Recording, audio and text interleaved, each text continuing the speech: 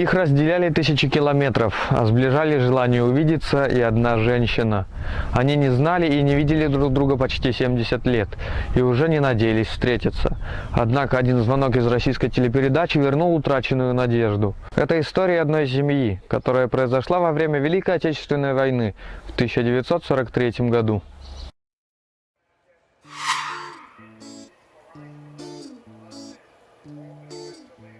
Вот прошло 6 месяцев, когда мы уже не видели своих родственников, которые проживают далеко, за океаном. Вот в это время мы едем их встречать в аэропорт. Конечно, хотелось их встретить. Ну, конечно, мы все готовились к этому мероприятию и готовимся еще, чтобы им здесь понравилось нас, чтобы, я думаю, им понравится на нашей земле белорусской. Запланированы экскурсии в город Брест, повезем их, потом повезем в Минск, музей Отечественной войны, на линию Сталина завезем им пока. И, соответственно, наверное, Минск, вам пока наш красивый город. И, конечно же, мы поедем в деревню, куда они хотят посетить и посмотреть, где проживала их мама и вся родня. Это мой первый раз в Барановичах. Я рад, что узнал новое место. Первый наш полет из Мадрида во Франкфурт был очень хорошим, но в Германии настроение ухудшилось. В тот день во Франкфурте было много дождей. В аэропорту нас информировали, что рейс задерживается на 2 часа из-за нелетной погоды. Я был очень огорчен и чувствовал себя неловко, потому что Анатолий и Юрий уже ждали нас в аэропорту в Минске, и им придется еще ждать нас 4 часа. Я очень ждал этой встречи. Я знал, что в аэропорту в Минске должны снимать нашу встречу, но было уже поздно, и местная полиция запретила это делать. Теперь мы здесь, в Беларуси. Я очень рад этому. Меня радует гостеприимство моего племянника Анатолия и его жены Татьяны. София пока спит. Она очень устала, она не спала прошлой ночью. Поездка была очень долгой для нее и для меня. Но я немного поспал в аэропорту. Мне очень интересно, будут ли счастливы видеть нас наши родственники в Добром Бору. Сегодня мы поедем в Добрый Бор, где родилась моя мама. Я думаю, там у меня много родственников, и они будут рады нас видеть. Мое путешествие из Аргентины в Испанию было очень хорошим. У меня был хороший, красивый полет. В аэропорту мой брат ждал меня. Я была счастлива встретиться с ним после нашей встречи в Москве. Мы живем далеко друг от друга и общаемся только через интернет. Современные коммуникации позволяют делать это без всяких проблем. В Минске мы встретились с Анатолием и Юрием. Я очень рада встрече с ними. Что я жду от этой поездки в Беларусь? В первую очередь, я надеюсь получить много эмоций.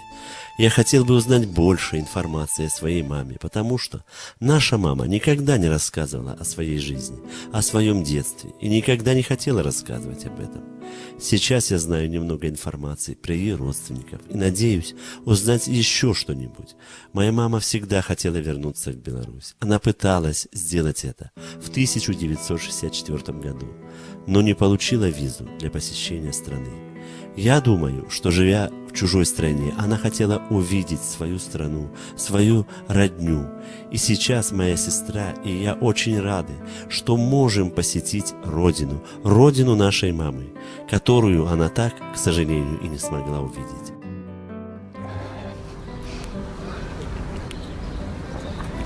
Свою деревню, Добрый Бор.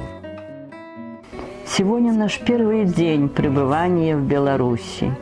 Мой визит в Беларусь – это долгожданная поездка, которую хотела совершить моя мама, чтобы увидеть свою родню. Сейчас нам с Хасе удалось осуществить мамину и нашу мечту – увидеть родственников, побывать на белорусской земле. Наша мама в течение долгих лет пыталась попасть сюда, но все закончилось неудачно. Сейчас я нахожусь в этой стране и хочу узнать семью моей матери, которая играет большую роль в моей жизни. Хочется узнать свои гены, корни и новую информацию о нашей маме. Я не знаю ничего о своей новой семье. Я думаю, сегодня нам удастся повидать родину моей мамы, поговорить, а также увидеть ее сестру, фотографии, которые мы видели в Аргентине. Сейчас мне очень волнительно перед встречей с нашими родственниками.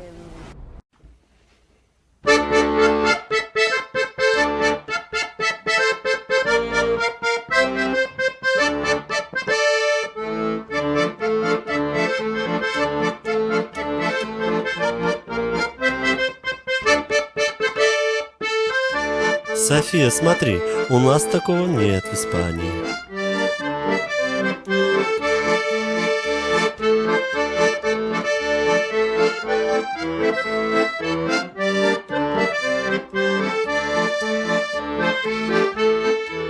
Как много огней и флагов.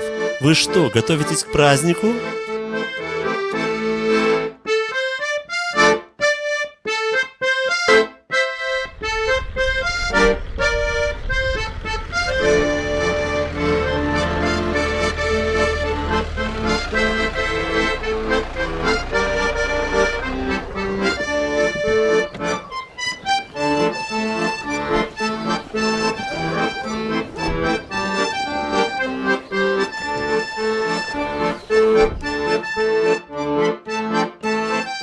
Становитесь здесь, улыбайтесь.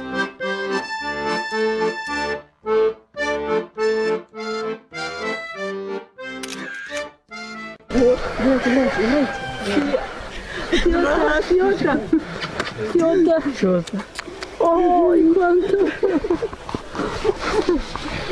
Здравствуйте, дорогие племяннички! Рада я вас видеть! Хотела секунду!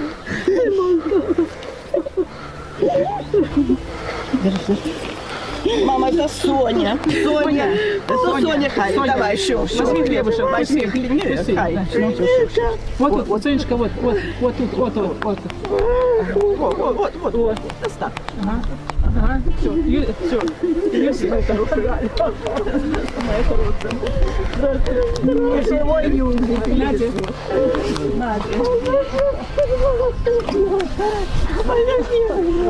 Надя, вторая где там, Надя? Я держу маму. Как вы доехали? Николя. Николя. Брат.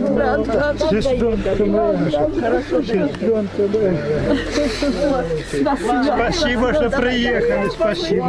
Ой, сестра. Сестра. Клавдия, сестра. Мама была Надя. Надя была мама. А я ее бабушка. Здесь брат Миша, он умер, а я его жена. Толина, Миша. Миша, брат. А это жена. Надя. 8. Сестра. А я Надежда. Сестра, да. Очень приятно. Сестра. Толина сестра. Это Надя. Давай.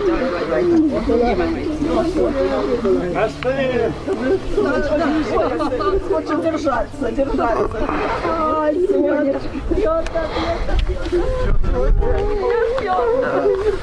Сестра, Толина. Сестра моя. Толи. Мама Толя. Мама меня на маму похожа, мама, да? Говорится, на маму похожа. На маму похожа, мама. Да. Это сына.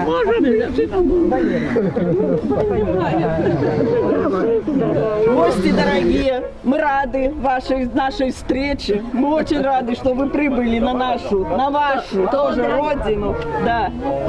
И приглашаем вас всех в дом с хлебом, солью. Пожалуйста, проходите. Мы очень рады.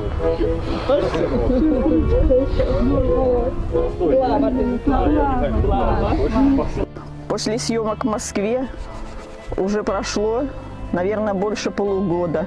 Мы очень рады и ждали, и хотели этой встречи. Наконец-то эта встреча свершилась. Но сколько было волнений, сколько было переживаний, сколько было всего всякого за это время. Мама очень сильно переживала, то есть их тетя Валентина. Боялась, что не доживет до этого времени, но, слава Богу, все прошло хорошо, дождалась, встретилась с своими племянниками, с которыми никогда не виделась, и они тоже не видели свою тетю. Ну, я думаю, что встреча будет у нас продолжаться эти дни очень тепло и хорошо, и очень насыщенно. Мы постараемся более объемно и доступно показать им, показать нашу местность, рассказать о нашей жизни. Может быть, не столько, как они думали, надеялись, хорошей, но насколько возможно. У нас очень красивые места, у нас очень красивая природа, речка. Мы везде их поводим, покажем. Я думаю, они останутся довольны. Мы очень долго ждали встречи наших племянников, наших брата и сестры, которые мы разыскали передачу «Жди меня», которая нам помогла. Очень благодарю. Мы их очень встретили хорошо, ждали. Большое им спасибо. Вот.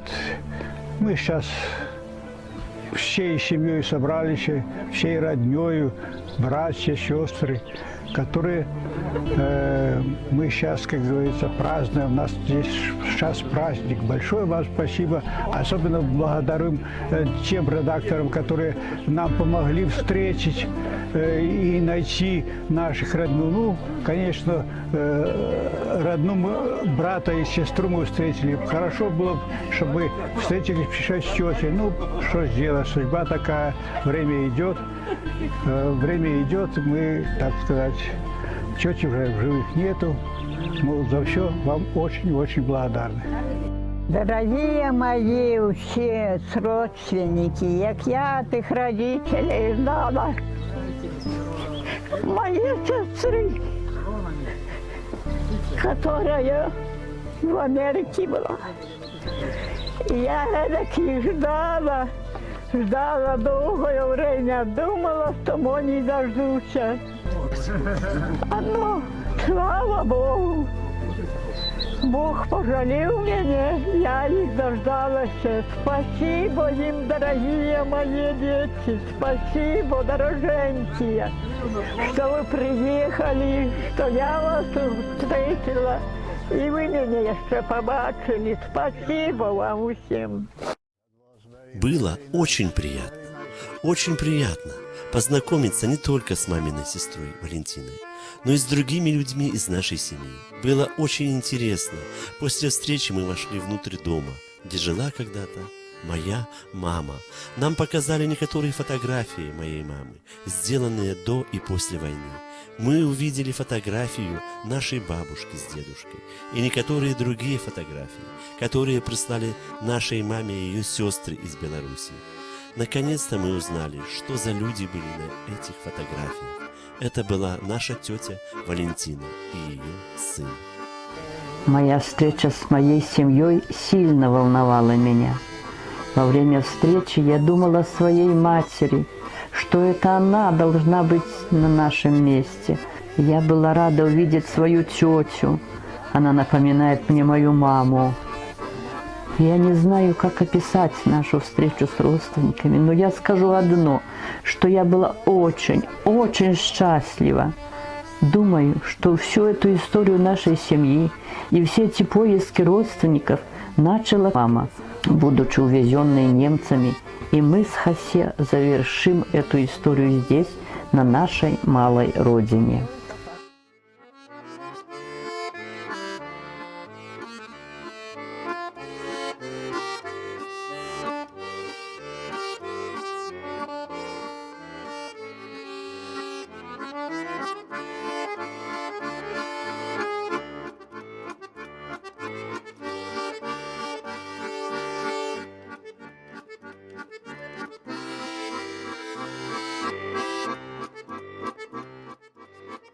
Мы встретили своих родных издалека.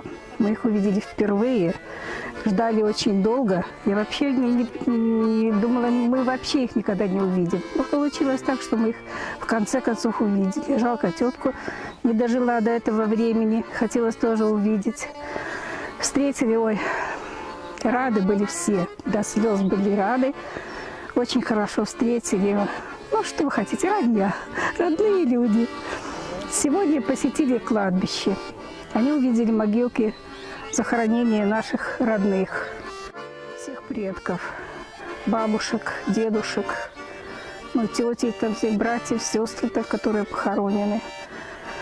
Ну, конечно, они, впечатление у них, я представляю, побыть на кладбище и впервые увидеть вот это вот. У них, может, по-своему, у нас по-своему. Но было все хорошо. Природа здесь красивая. Они, как говорится, были в восторге, мне так кажется. Вот это вот дед Петрусь. Дед. Петр. Дед Петр. Могилка. Баба Пелагея. А это Лида. Сестра, тетя. Тетя Лида. Тетя. Мне очень понравилось побывать на кладбище, увидеть, где похоронены моя бабушка и дедушка, тети, дяди. Я молилась за них, даже не зная и не встречая их в своей жизни. Я и подумать не могла в своей жизни, что когда-то смогу увидеть захоронение маминых родственников. Я очень сейчас волнуюсь, находясь здесь, но я рада узнать новую информацию о родине моей мамы. Сейчас мы находимся на кладбище в деревне Добрый Бор.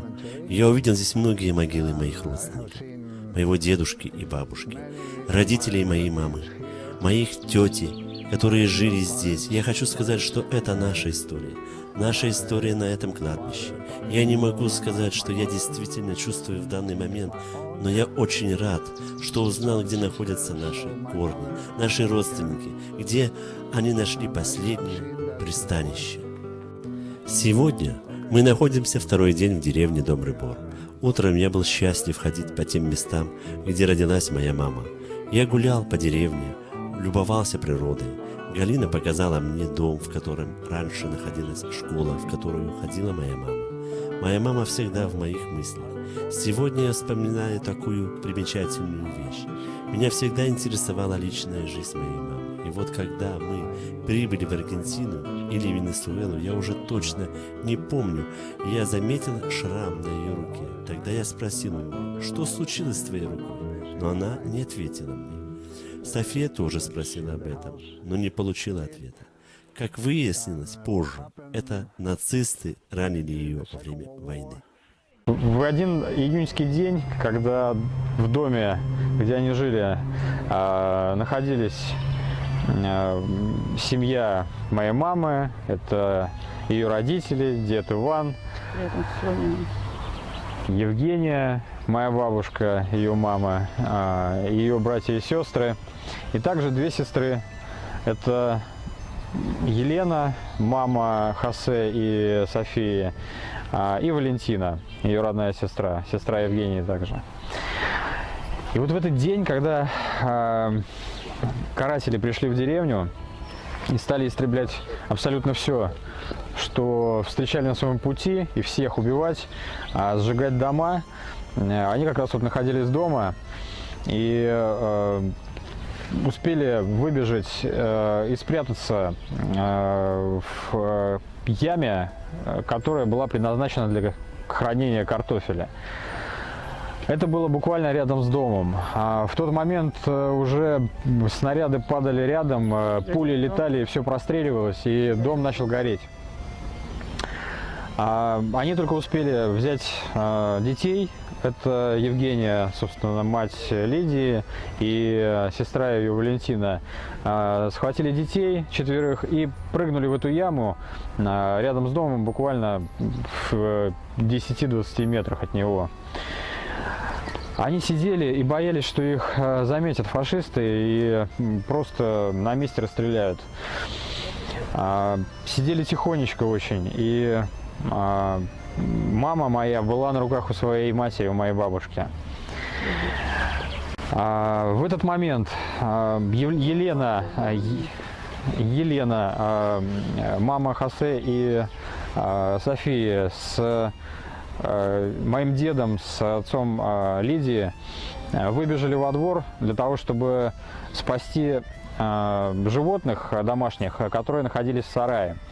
Они попытались открыть сарай, но, как я уже сказал, все простреливалось, и солдаты были рядом.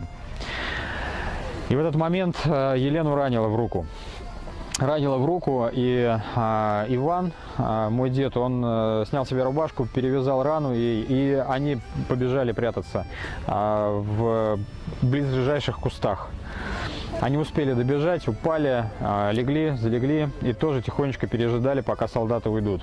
Я знала, что моя мама была ранена в тот день, когда ее забрали немцы. Здесь, в Беларуси, я узнала, что мою маму увез грузовик с другими женщинами, которых тоже увезли немцы. Я не знаю, что она думала тогда, какие мысли были в ее голове, но она никогда не говорила нам об этом. Это было ее тайной, которую она забрала с собой в могилу. Мы с братом не знаем, что произошло с ней после того, как ее увезли от родных. Не знаем и того, как к ней относились в плену. Я думаю, что наша мама пережила многое, работая у немцев. Я понимал душевное состояние моей матери и стал понимать его лучше сейчас, чем когда жил в Аргентине. Она очень переживала и изменилась после того, как осознала, что не имеет больше возможности вернуться в Беларусь. Она изменилась в лице, в душе, во всем это был уже другой человек, чем тот, когда я видел перед поездкой в Беларусь. Она стала очень скучной, грустной. И она могла измениться, лишь приехав только сюда. Да, она была счастлива со мной и с Софией, но не с моим отцом, потому что ситуация в семье была очень нехорошей. Их тетку забирали в Германию. Мне не знаю, сколько было, годов 6 было. Я помню, что их на возе ихние клуночки погрузили. А сколько их человек брали, я тебе точно не скажу. Главное, что на возе сидел дядько, играл, а мы, дети, бегали за этим возом. И их туда, аж где теперь, где была школа, где клуб был, туда мы сопровождали их. А уже назад, уже я не помню, як я назад и шла, что еще. Ну, а потом пришло время, уже тетка Геля нам прислала письмо. До тетки Хюдывали, до матери своей, до бабы Палаи и деда Петруся. Она прислала письмо, а я ж до их бегала. Это ж моя мама тут была, не сестры все были, их было 7 девчатов. Ну и прислала Геля письмо, и мы не умели почитать. Она написала по-польски. А по-польски мы не умели читать, занесли до соседки. Геля была, называлась соседка, Демяновичева. И она нам прочитала то письмо. У Валентины Петровны, тети Хосе и Софии, сохранилось письмо, отправленное Еленой в 1965 году. В письме сообщалось следующее. «Дорогая сестра, швагер и все остальные, в первых словах моего письма хочу сообщить, что я и моя семья живем здоровые, чего и вам желаю. Всего вам наилучшего, дорогая сестра и швагер, и все остальные. Я вам писала, когда переезжала в Венесуэлу к своему мужу. Я не смогла приехать к вам в августе. За это маленькое время я немного отдохнула. Я спрашивала насчет документов. Мне ответили, что в течение марта они будут готовы. Но сейчас еще наступил январь, а я уже хочу к вам. Надеюсь, что в скором времени, может, и увидимся, дорогая моя сестра и швагер. Я ваша, и мне досадно жить с моим писателем. Я оставила своего сына и дочь, и нужно оставлять эту землю, где я нахожусь. Мой сын и дочь писали мне, что живы и здоровы. Мой сын Юзик уже закончил 3-й год гимназии, а дочь София 1-й. Они остались с теткой. Высылаю вам фотографию с моим мужем, не очень хорошим. Когда я приеду, может, и не узнаете меня. На этом я заканчиваю вам писать. Передаю сердечный привет тебе и Ивану, Лиде, Мане и ее целой семье, Софье и швагру Дмитрию. До свидания. Ваша Геля. Подпись 4 января 1965 года. Венесуэла. Письмо полное надежд. Но, как окажется позже, Елене визе будет отказано. Сейчас мы находимся в доме моей сестры Клавдии. Мы обедали, и я увидел трактор. Мне стало интересно. Я водил трактор много лет назад и захотел посидеть в нем снова. Это было очень смешно. Я чувствовал себя очень весело. Я думаю, всем было бы весело. Анатолий показал мне, как ехать на тракторе. Но я не решился ехать. Трактор не двигался. Однако все равно было интересно. Тече вода в ярок, тече вода в ярок, кладачку занесло. Кладачка тоненька, вода холодненька, а я молоденька. Кладачка тоненька, вода холодненька, а я молоденька. Иванка не пришел, Иванко не пришел, я до его пойду. Водицы скриницы, водицы скриницы, я ему отнесу. Водицы скриницы, водицы скриницы, я ему отнесу. Воды пить не буду, воды пить не буду, водица холодна. Люблю Марусю я, люблю Марусю я, Маруся сужана. Люблю Марусю я, люблю Марусю я, Маруся сужана. Тече вода в ярок, тече вода в ярок, кладачку занесло. Кладачка тоненька, вода холодненька, а я молоденька. Да, хотелось бы, чтобы мама вернулась в Добрый Бор, потому что, я думаю, она была бы очень рада встретиться с родственниками, с сестрами, с матерью. Я не знаю, жил ли тогда ее отец. Она пыталась вернуться в Беларусь, но я сожалею, что обстоятельства сделали это невозможным.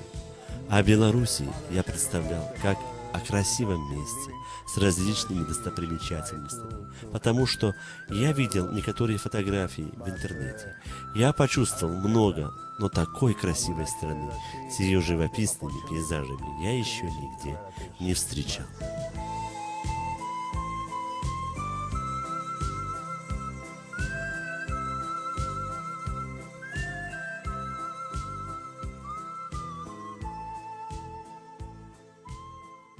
Теперь я здесь, в крепости в Бресте, и мне очень интересует то, что произошло здесь во время Второй мировой войны. Я думаю, что это первый раз, когда я вижу подобное. Я был в других местах и уголках мира, но подобного этому ничего не видел. Ваш народ сохранил память о тех, кто сражался и погиб здесь, о том, что все эти разрушения от рук человека. Война – это разрушение. Убийство, смерть, разрушенные города, покалеченные судьбы людей, например, как у моей мамы. Это все сделала война. Я не знаю, почему люди и лидеры в правительстве хотят войны. Я полагаю, что они думают, что будет получено какое-то решение проблемы. Но решение не приходит после войны. После войны это только смерть, уничтожение и голодные люди. И я не понимаю людей, которым нравится убивать и калечить друг друга. Я думаю, что мы вместе, мы все одинаковые. Это не зависит от цвета кожи или религии. Проблема не в цвете кожи, проблема в ненависти между людьми. Я полагаю, я не оптимист, что будет еще одна большая, как сейчас в Сирии, Ираке или Иране, война мирового масштаба, которая покалечит многие судьбы людей. И в итоге все, к чему люди шли долгие годы, будет разрушено. И Земля тоже прекратит свое существование. Мы, люди, должны думать не о том, как уничтожить ту или иную расу, а то, что останется нашим детям, если мы допустим еще одну войну. Война, политические идеи, религия уничтожили много людей. Я надеюсь, что не будет никогда такой войны, как Первая и Вторая мировые войны. Многие люди были убиты и настрадались ни за что. Если говорить о нашей семье, то наша мама пережила это ужасное время.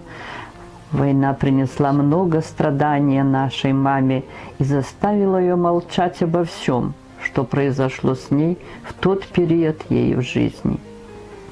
Мне кажется, что мама не уделяла нам должного внимания. В детстве мы с Хосе не ощущали от нее внимания. Она никогда не брала нас на руки, не угощала конфетами, не рассказывала о наших бабушках и дедушках. Я знаю, что ей очень трудно забыть все таинственное для нас, что произошло с ней во время войны. Я надеюсь, что в мире не будет больше войн, которые разрушат многие другие людские судьбы.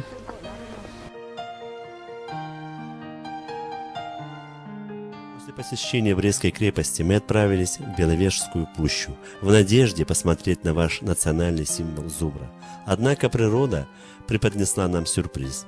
Начался дождь и стало очень дождливо. Сначала дождь был маленьким. Мы приехали в Беловежскую пущу и стали ждать, когда он закончится. Но он начал лить еще с большей силой. И в придачу к дождю начался еще и град. В конце концов мы решили вернуться домой, потому что в пуще мы не сможем увидеть животных такой погодой. Мы вернулись в Добрый Бор, а дождь все еще лил. Мне понравился этот день, несмотря на погоду. Скорее всего, я не забуду это путешествие. Сейчас мы находимся в Хатыне. Это белорусская деревня, которую сожгли немцы вместе с жителями во время Второй мировой войны. Я не буду рассказывать историю этого места, но я хочу сказать, что я чувствую здесь, когда я увидел это место. Это очень тяжело осознать, что немецкая армия убивала мирных граждан, детей, стариков, женщин. Было сожжено 26 домов вместе с живыми людьми. Я очень впечатлен и до сих пор не могу понять, зачем нужны были все эти убийства и все эти разрушения.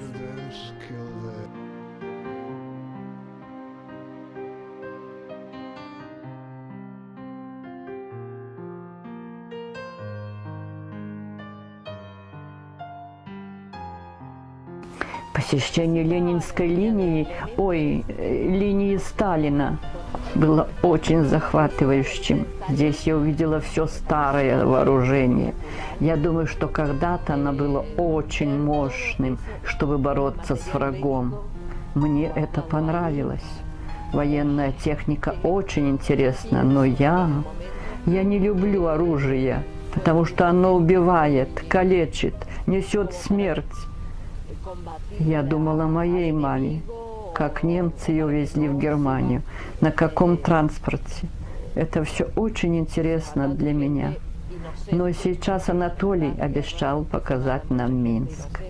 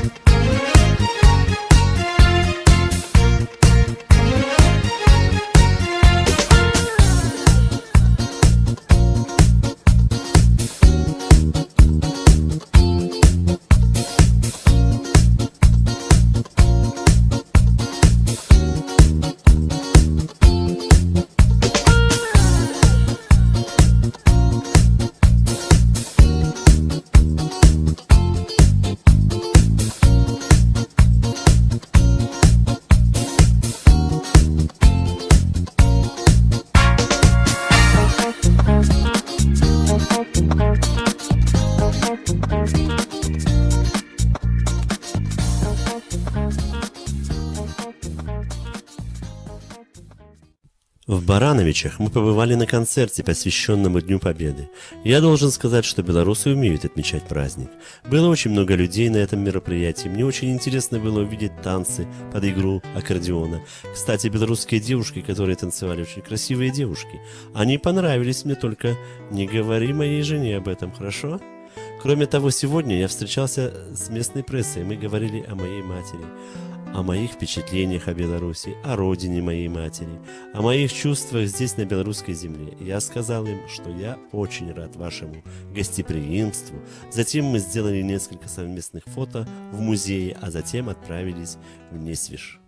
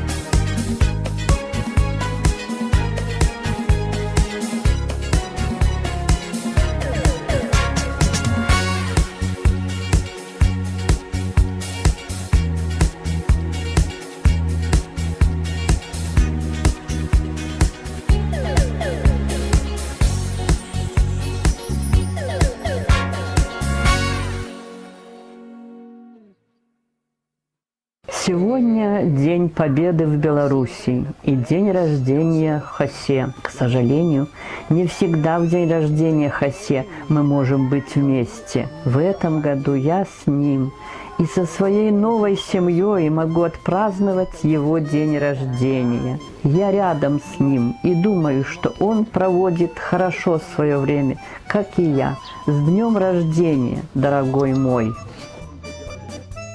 Сегодня я смотрел парад в Москве, посвященный Дню Победы. Это выглядело очень эффективно и зрелищно. Армия в парадной амуниции, военная техника, большое количество солдат. Я думаю, это показатель, что Россия мощное государство. В Испании мы не можем посмотреть такой парад, который вы проводите здесь. Я знаю, что каждый год у вас приятно праздновать День Победы. И это очень великолепно, а также очень зрелищно. В Барановичах мы посетили музей старых паровозов, где могли увидеть празднование Дня Победы. Здесь этот день особенный для вас.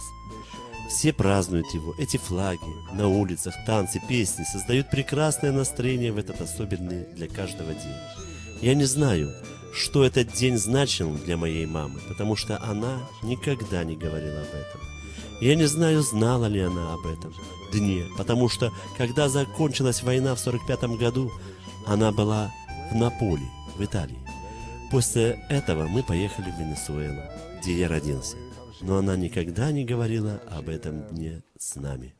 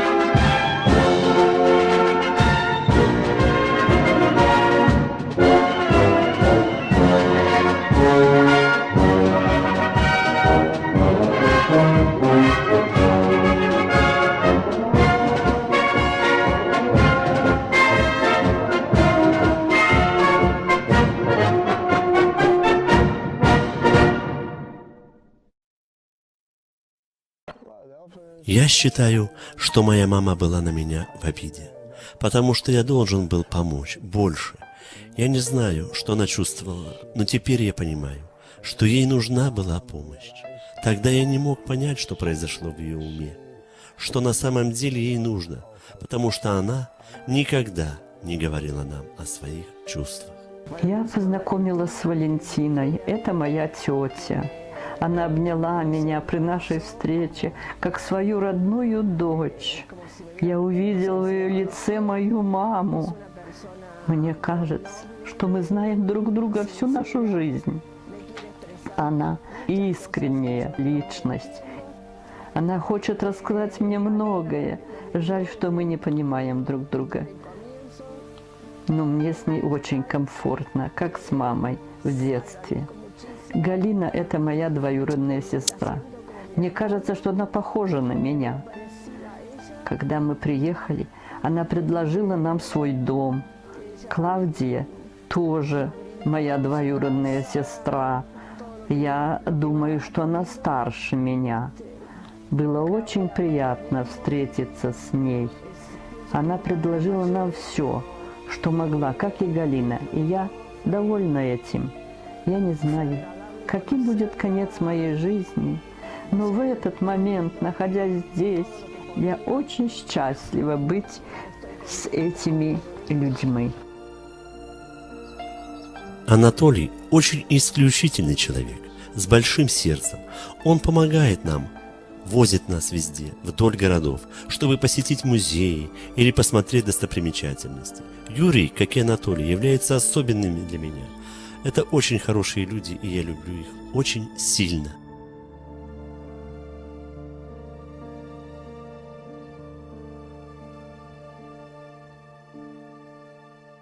Трудно сказать, что было бы, если бы я родилась здесь.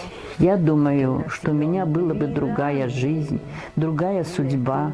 Но ничего не поделаешь. Жизнь такая штука. Мне кажется, если бы моя мама вернулась сразу после войны, то ей не было бы так тяжело, как это было в Аргентине. У нее была шизофрения. Она являлась следствием того, что она пережила во время войны. Унижение, рабский труд, плен. Она была очень расстроена из-за больших переживаний. Мою маму парализовало. Это усугубляло ее психическое состояние. Для меня мама очень важный человек. Я думаю, что если бы была она жива сейчас, то разделила бы с нами то чувство радости, какое мы ощущаем здесь с Софией. Я думал, что когда-то мы сможем вместе с ней поехать на ее родину. Сейчас считаю, что она нуждалась в нашей помощи. Она не хотела рассказывать ничего о своей жизни, но в данный момент я понимаю, что она нуждалась в нашей поддержке. Здесь, в Добром Бару, я думаю о моей матери все время. Когда я прогуливаюсь или нахожусь в доме, в котором она жила, я все время думаю о моей маме. Пытаюсь представить, как она жила здесь. Наша тетя Валя рассказала нам, что она была очень счастлива еще до войны, но после войны она сильно изменилась. Я бы хотела, чтобы каждый нашел тех людей, кого искал. Мне хочется от всей души поблагодарить всех, кто нас искал. Галину, Юрия, Николая. Всех, кто принял участие в нашем поиске. Это очень важно для меня, что мы нашли наших родственников, моей мамы.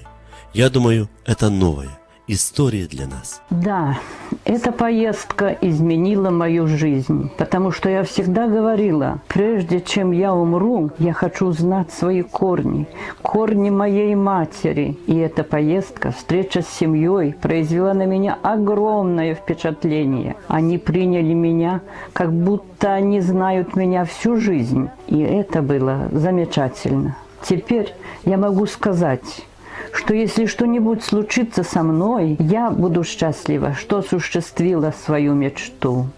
Я не знаю, увижу ли я снова этих людей. Они отнеслись ко мне как к члену их семьи. Они никогда не оставляли нас без внимания. Я чувствую себя хорошо здесь.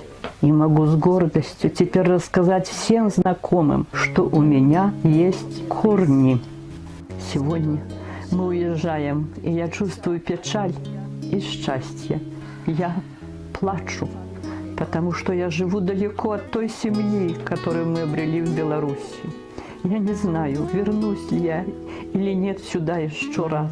Смогу ли я снова увидеть своих братьев, сестер, племянников, тетю Валентину. Поэтому я чувствую больше печаль, чем радость. Мне грустно от того, что надо уезжать. Но рада тому, что я обрела семью. Подарочок вам. С Беларуси. Спасибо. Подарочек. А где там наша еще София? София. София. Сейчас выйдем туда. Да?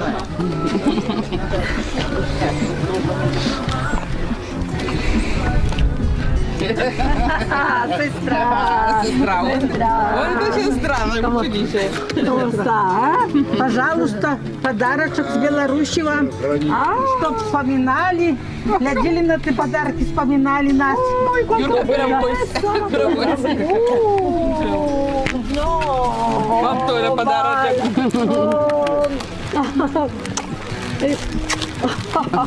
Возьмите вот подарочек. Привет, привет, привет. Ну, пока. Пока. Ты фотографируешься? Привет, привет, привет.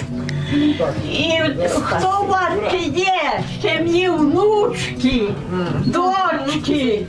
Я всем привет. Она что, она Все, пока что, Сливенько. Пишите, звоните.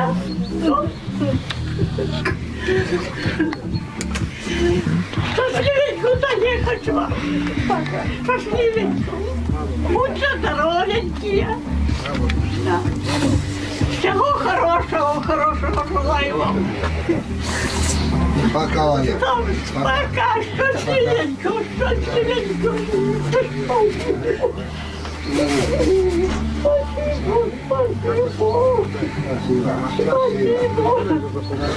Спасибо, что приехали.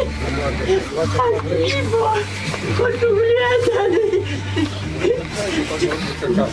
И привет, Господь, передайте мою счастье. На могиле. От дяди. Можно пойдете, это передавайте привет. Хорошо, хорошо, спасибо. Хорошо, пока. Ну, мы хотим поблагодарить наших родственников за то, что они отыскались, за то, что они нашли нас. Мы очень рады, счастливы, что нас посетили. Вот. Я, конечно, немножко огорчена тем, что это не видел мой муж, их брат. Он был очень рад этой встрече их. И попрошу их, пусть всегда приезжают, не будет нас, будут наши дети. Мы всегда их примем с любовью, с радостью, как самых дорогих наших людей. Мы очень рады, что они приехали. Счастливой им дороги и до новых встреч. Ждем вас. Ждем вас. Ждем. София, моя хорошая. Спасибо. Приезжайте, приезжайте. Ждем. Гости, чтобы еще приехали. Приедешь, хорошо. Так часто, не так часто. Ага, хорошо, хорошо.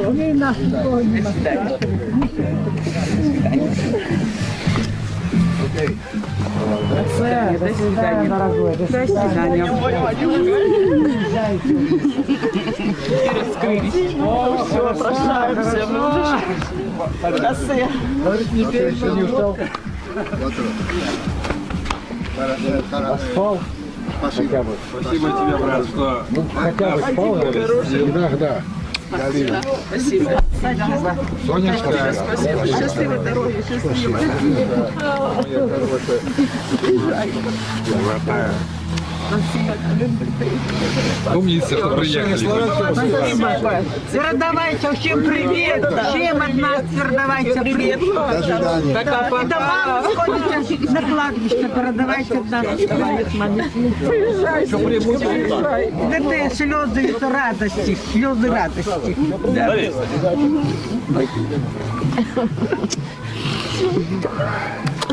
Чао, чао, чао, чао, чао. Приезжай, жди. Будем ждать. Приезжай. Петя, ты попрощался с Софией? Попрощался. Чао. Неведомо, когда уже. Да. Пока-пока. Пока-пока. Сегодня наш София отъезд из Белоруссии. Здесь я чувствую себя очень хорошо. Мне очень приятно находиться здесь, вместе с моими родственниками из Доброго Бора, Баранович, Жлобина. Наши родственники очень хорошо к нам относятся. Именно здесь я осуществил свою давнюю мечту, нашел родных и близких, которых мне не хватало. Я не могу оправдать поступка моей мамы, которая не желала нам рассказывать о нашей белорусской семье. Я надеюсь, что это не последняя наша встреча. Да, я хотел бы вернуться сюда еще раз. Я пока не знаю, когда, может через год, может через 2, но я еще вернусь сюда. Наши герои, Хосе и София, всегда чувствовали себя одинокими, всегда мечтали попасть туда, где родилась их мама, где были их корни и их семья. И вот их мечта осуществилась. У мечты нет срока давности, у нее есть приятная особенность сбываться. Ищите друг друга, несмотря ни на какие преграды, и ждите, несмотря ни на что.